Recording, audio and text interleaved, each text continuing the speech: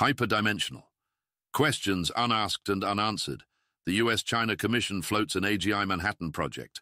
By Dean W. Ball, November 20th, 2024. Introduction.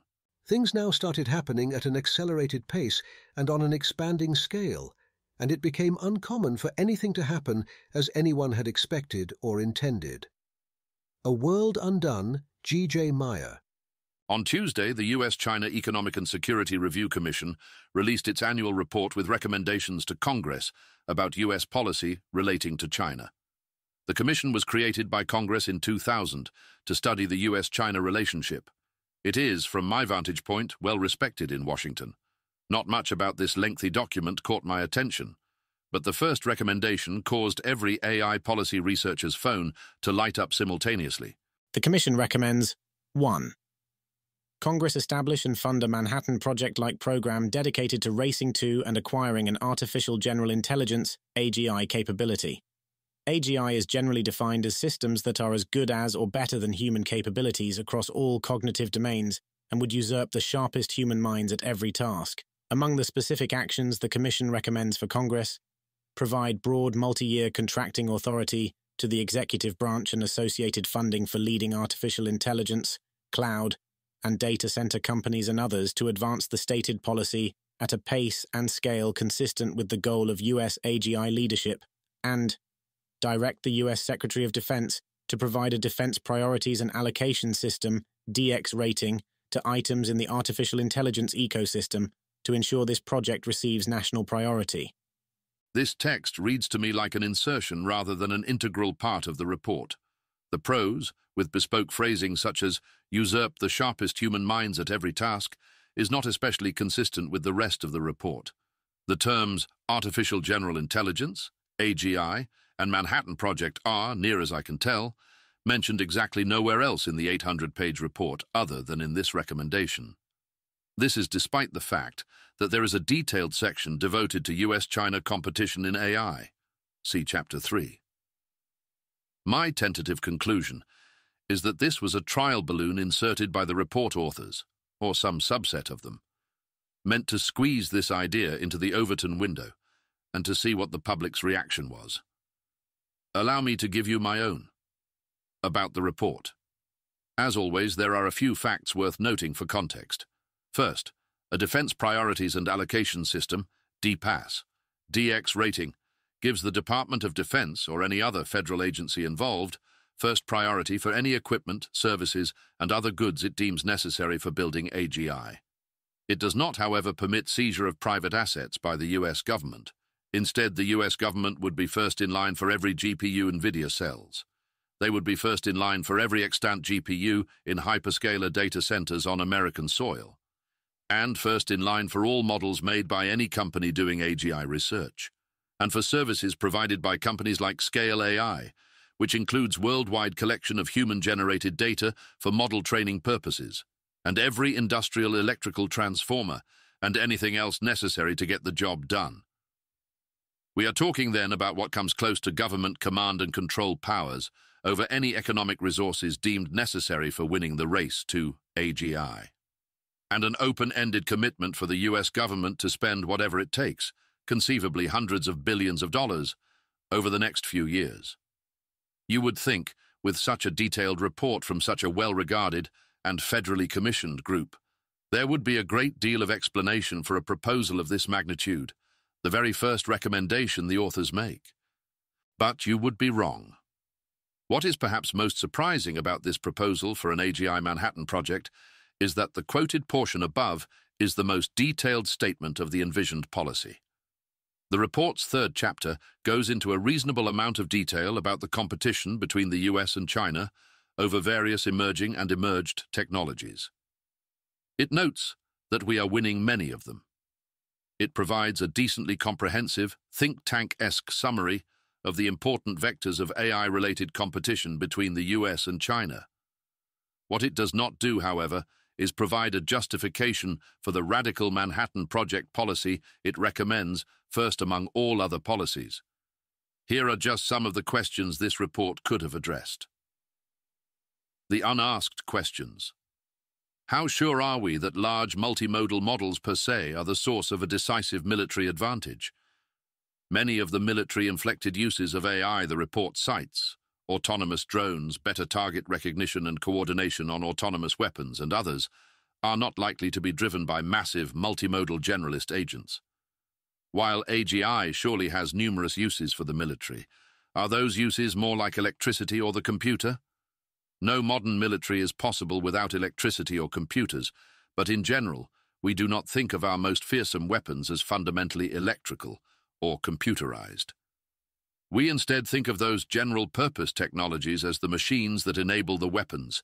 Electricity, computers, and software undergird the factory that makes the weapons, the supply chain and logistics that bring those weapons to the battlefield, the internal systems enabling the weapons' capabilities, and the communications infrastructure that helps military leaders determine whether and how to use those weapons in combat. How useful or wise or productive does a Manhattan Project for electricity or a Manhattan Project for computers sound to you? Does that sound anything like the quest to create a handful of atomic bombs? Does the Manhattan Project seem like an optimal template to think about how to structure the organization that builds AGI? Do nuclear weapons seem like the optimal technological analogy for reasoning about AI? As I have written consistently, I think the answers to these questions are far from obvious. In fact, I lean instinctively against the idea that nuclear weapons or the Manhattan Project are useful for thinking about AGI. And perhaps you agree with me that nuclear weapons are a poor way to think about how AGI will be used. But you could still argue, as Leopold Aschenbrenner does in his Situational Awareness essay series, that there are more salient parallels. AGI will require, we are told, data centers costing $100 billion or even $1 trillion. Certainly, infrastructure of this kind seems quite susceptible to a Manhattan Project-esque structure. But will we even need such facilities? Over the past few weeks, there has been controversial reporting that the next generation of large models from OpenAI, Anthropic, and DeepMind have not met those companies' internal expectations. I've had the intuition for most of this year that the next generation of big models, GPT-5 and similar, will be a disappointment relative to expectations. This is because of what the scaling laws precisely mean, which few discuss, rather than what they mean impressionistically, which is what people tend to discuss. In short, scaling laws suggest that as data, compute, and model size are increased, the model's cross-entropy loss will decrease. Think of this as a measure of how confident a model is in its prediction. In the case of a large language model, that would be its prediction of the next token in a sequence of text.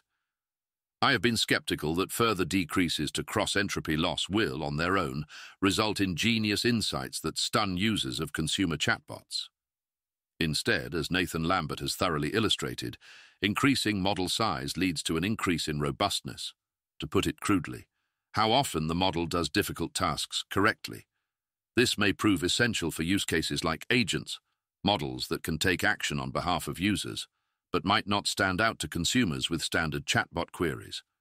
Will increases in that specific characteristic of a model justify the construction of $100 billion data centers and the accompanying gigawatts of energy infrastructure?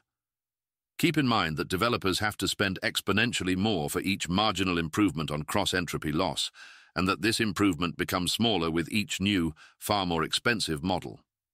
Will improvements of this kind be necessary to building AGI? And even if they do prove essential, are we sure that kicking off a race to AGI with China is the wisest course of action?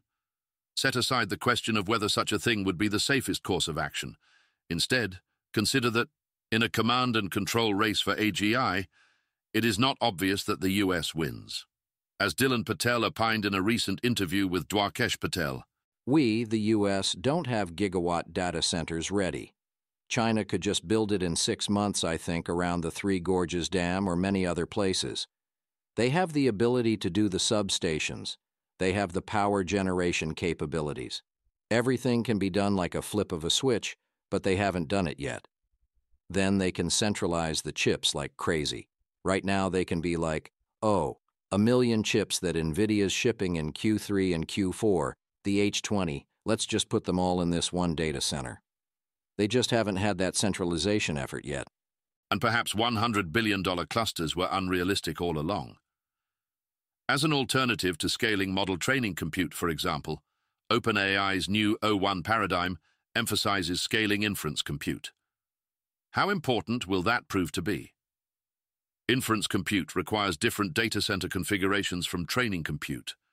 Those data centers to be placed in close geographic proximity to large population centers, whereas training clusters can be located just about anywhere. On US soil, please. What is the ideal mix between these different kinds of facilities? Will decisions like this be made optimally by, in essence, the Department of Defense? And if massive compute clusters of this kind are not needed or less useful than many thought, what exactly is the value added by the US government? And what about practical implementation? Who will lead this initiative? Will the top AI companies be merged so that their resources can be pooled? What interpersonal, organizational, technological, economic, and legal barriers might there be to merging the top AI labs? Given that these companies all have distinct technical approaches to AGI development, who will make the final decision about which approach we should take? Will the many non-US citizens who work at these companies be allowed to work on an American Manhattan project? Will the military release AGI to the public? Or will they preserve access to it for the federal government and various international and corporate partners alone? Will the AGI Manhattan project proceed just as the US federal government pursues antitrust investigations into Microsoft, OpenAI, NVIDIA, and others? Will the AGI Manhattan project proceed as the federal government attempts to break up Google, the largest owner of compute in the world? In fairness, President Trump has communicated his desire not to break up Google, but the sheer level of cognitive dissonance coming from the federal government on AI policy does not make me confident that they will be better stewards of AGI development than the companies currently leading the way. Conclusion. In theory, all these questions can be answered. In practice, I suspect some of them cannot be answered quite yet. Some of them are sure to the subject of vigorous debate, yet in a nearly 800-page report, precisely none of these questions are asked, and precisely none are answered. Supporters of this proposal or anything like it will need to do much better than that.